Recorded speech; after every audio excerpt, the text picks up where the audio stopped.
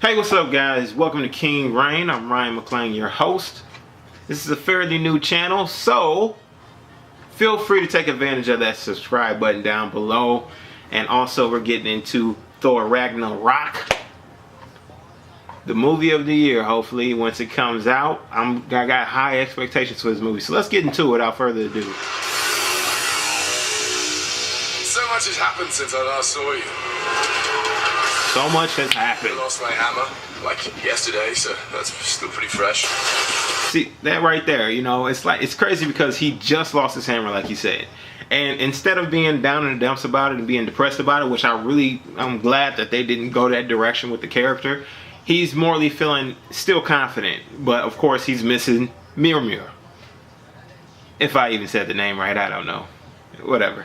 But anyways, so he's missing the hammer, but he's not too down in the dumps about missing the hammer. You know, he still has his personality intact. But you know, of course, we're probably going to see the pain and everything he's going to go through after losing the hammer, and him coming to terms and coping with that pain by using humor. So I really love that. I like that a lot. Then I went on a journey of self-discovery. Where I met you.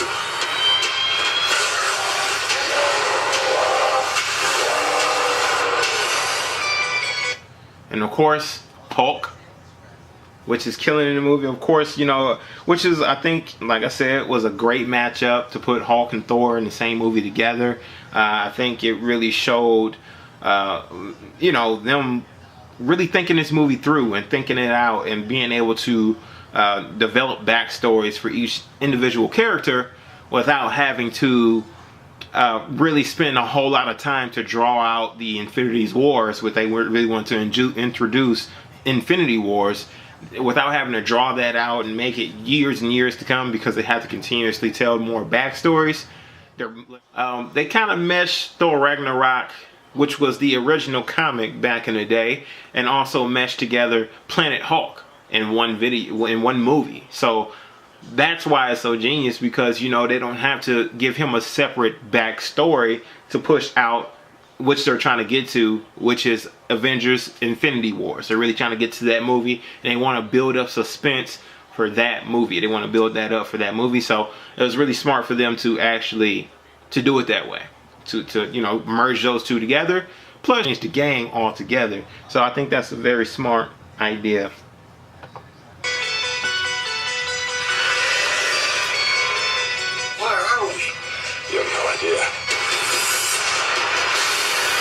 Hela, the goddess of death, has invaded Asgard. And of course, you know, Hela, the goddess of death. I've been waiting for a actual really good female main character or female main villain to show up in the MCU.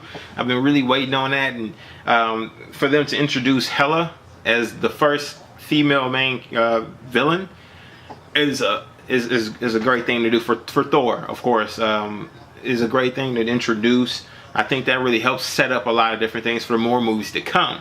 Of course, if you haven't really followed Hela, the goddess of death, if you haven't really followed her reputation, she has a pretty notorious reputation in the MCU, or in Thor's part of life. And as you can see, she's powerful enough to destroy his hammer. So you know she's going to be a great contender. So let's get back to it. Oh, I've missed this. And right off back, her personality as well. She's very confident, like comes off as very confident, very I would say self-centered and self-motivated. You know, so it's like more of the thing is where her personality just kind of oozes that. And Kate Blanchett has done a fantastic job at selling a character so far in the trailer. She's sold the character, and she's really giving me that vibe.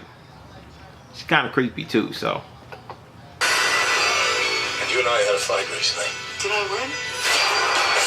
Of course you did. No, I won easily.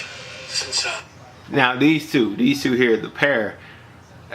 Of course, with Thor and his character being witty, Chris Hemsworth does a fantastic job with keeping his wittiness about him, and also, of course, his humor. about him. Of course, you know, over time, Thor kind of developed and changed over time as being from somebody who was really serious to somebody who's had a lot of personality inside of the animated series.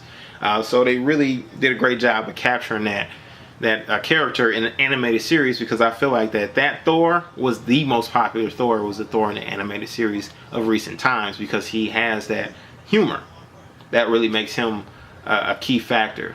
So, and of course, you know, these two paired up together, Hulk and Thor, you can't get a better combination, like I said before. Right? That's true. Asgard is dead. And it will be reborn in my... Now, that's a money shot right there. Of course, that's going to generate a lot of buzz with all those conspiracy theorists out there, you know, and it's going to really have them doing a whole lot of Illuminati stuff. So I feel that's funny, but I think that's a beautiful shot, and I feel like that's art right there. That's some good art. image. I thought you'd be glad to see me. I need to stop her here and now to prevent Ragnarok, the end of everything. I was gonna stop on that shot with her throwing up. That's pretty good. Of course, Hulk. Surprise! That relationship right there. This is such fun. That right there. That kind of, like I said, that's one of the vehicles. That's one of the tires on the vehicles that drives the Thor's franchise. Is that dynamic between Thor and Loki. Of course, you know, him continuously having to pair up with Loki. You never know if he's going to stab Thor in the back. You never know what's going to happen. So, you know, of course, to use that character in the way that they're using him is genius. You know, of course, the actual director, which I can't really pronounce his name, Taika, I believe, Taika Waititi. I'm just saying Taika Waititi. He's definitely using their two roles and their relationship, and he's really taking advantage of it and making it what it is now. So I really enjoy their relationship together. It has a great dynamic. Hello. Hi. He's a fighter. Here we go!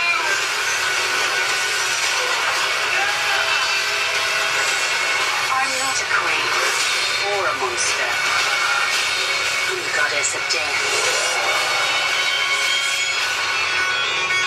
What were you the god of again?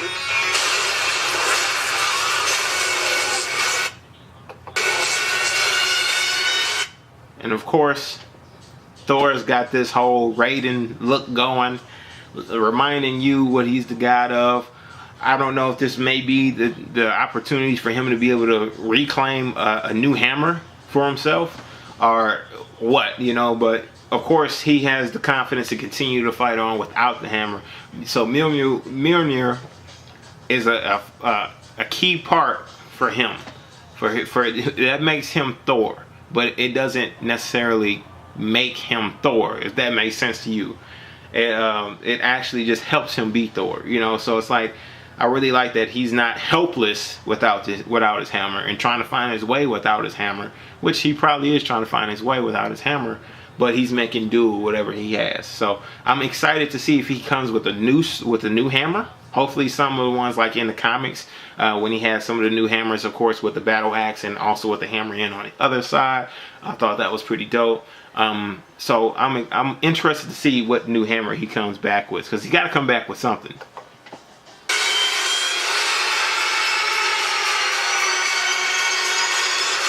We're the same, you and I. Just a couple of hot-headed fools. Yeah, same. Hulk like fire, Thor like water. And I love this at the end. Hulk like fire, Thor like water. That's nothing of the same. So it's like, at the same time, I'm thinking the person who's actually is the first person to give Hulk his voice, because this is the first time Hulk has ever spoken in the MCU or on the big screen. So I'm thinking the first person who actually gives him that voice was the guy from way back in the days who used to play him in TV show. I think it was Louis Figueroa. Figueroa or something like that. I think he's going to be the first person to actually speak for Thor, or for Hulk. I'm sorry.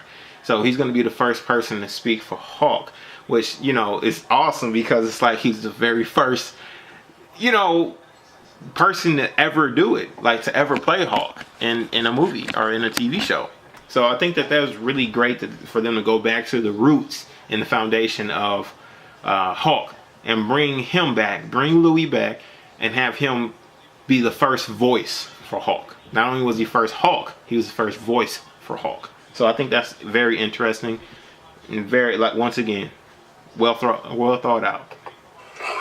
Kind of both like fire. Oh, like raging fire. So I like smoldering fire.